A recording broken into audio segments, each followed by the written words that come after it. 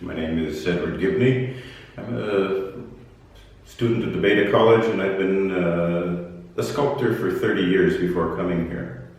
I think one of the things that brought me here was in the recognition that I could recognize God active in my artwork, helping me recognize certain things about what I was doing. And then when my bishop asked me to consider discerning, those things became much clearer to me that yes, God has been active in my life. And so that's one of the reasons that I've tried to continue to do art here in the college, and because the college has been encouraging me to do that.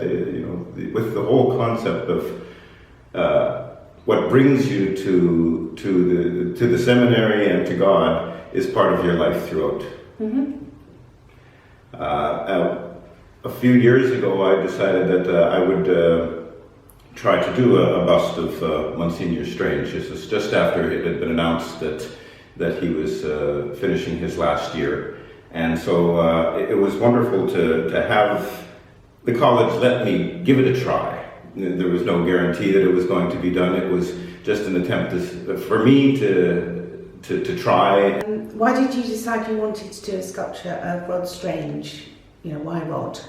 Well, it was that time that he was leaving. Mm-hmm. I recognized from the hallways where they have a bust of Mgr Duchemin that who had served here for 32 years, that Mgr Strange was the second longest serving rector. Mm-hmm. And so we just felt that it would be something that I would enjoy trying. I had done one bust in the past of a priest who was in Edmonton, Alberta, had passed away at the age of 94, and working from pictures, I had done a fairly reasonable good job of doing it. They had it cast in bronze, and so I thought this would be one of those things that I could do in-house working in plasticine. Would be something I could do so that I could keep busy with my artwork. I've worked mostly in stone in my life work through over the years, and I knew I couldn't really be cutting stone and hammering away at pieces of stuff in the studio here. So I just having the opportunity to get some good plasticine, which I found here in Rome, and they've been very good at helping me set up the structure to work on, and giving me the place to work, because they've been very encouraging in that. What's it like making a sculpture in person that everybody knows? I mean, you're working from photos. Yes. Yeah, it's a bit tough. Well, first of all, I think that one of the real tough parts is that he was the rector. Uh-huh. When I started this, he was still my rector. And so a rector has to have a certain position. He can't open himself up to you. You can't get to know him like you can just, I would say, anyone. Like your friend or... That's right. You have to, a rector has a position that he has to defend and protect, so that just in case he has to make a tough decision somewhere. Okay. And so, I watched him, and there were certain elements that I saw of his character which I feel I've been able to capture in the plasticine. Okay.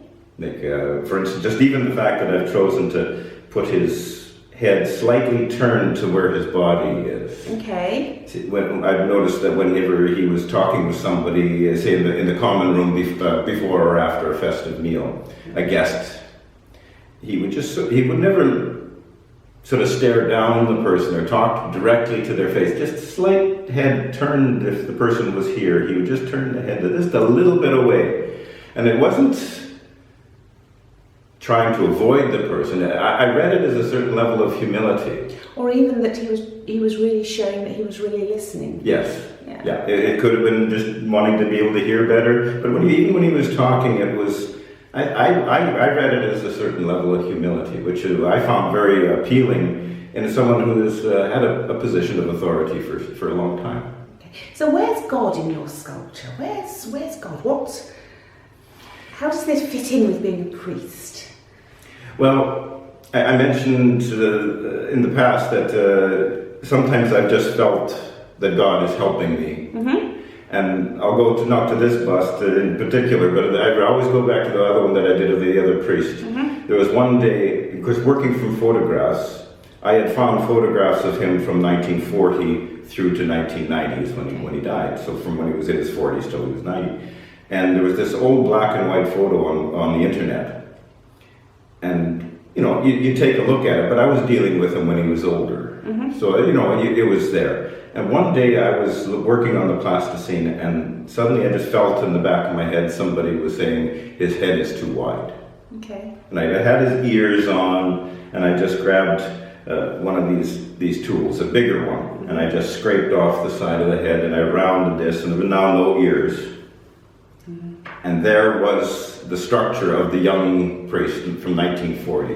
Okay. And it was just that sense that if it was just in the back of my head, or it was just the recognition that either Father Troy was his name, whether he was giving me a hint or whether God himself was giving me a little word in the back of my head, it just seemed that at that moment there was that. There's other things I've done in terms of God, praying on one of the Stations of the Cross, and just seeing what happens, and that you know, that's part of spirituality in art. But when I'm doing something like this, I go back to some of my abstract work as well, and that when I was working with just broken stones and bolting them together in abstract sculptures, I got to the point of saying, well, it's like having a conversation with the stone. You can break a stone and you think you're going to do a certain idea with it, but it breaks in a different way, and you have to sort of, the stone doesn't want to do what you want to do, it's telling you that it wants to do something else. And that has helped me in a lot of ways in terms of even just trying to deal with people in the seminary situation. The understanding that, yes, things don't always go exactly the way you want them to. And you've got to be able to give and take with what's being done around you, which sometimes can be a little difficult. But I think my artwork in that way has helped me in preparing to move into a parish at some point, understanding that, yeah, I'm going to maybe get a little frustrated with something that a parishioner wants, and it's not really what it may be what I don't want, but I have to be able to give and take and understand that. And so my artwork has, I think, helped me develop to move on and hopefully be ordained in the next few years. Thank you very much indeed. Okay.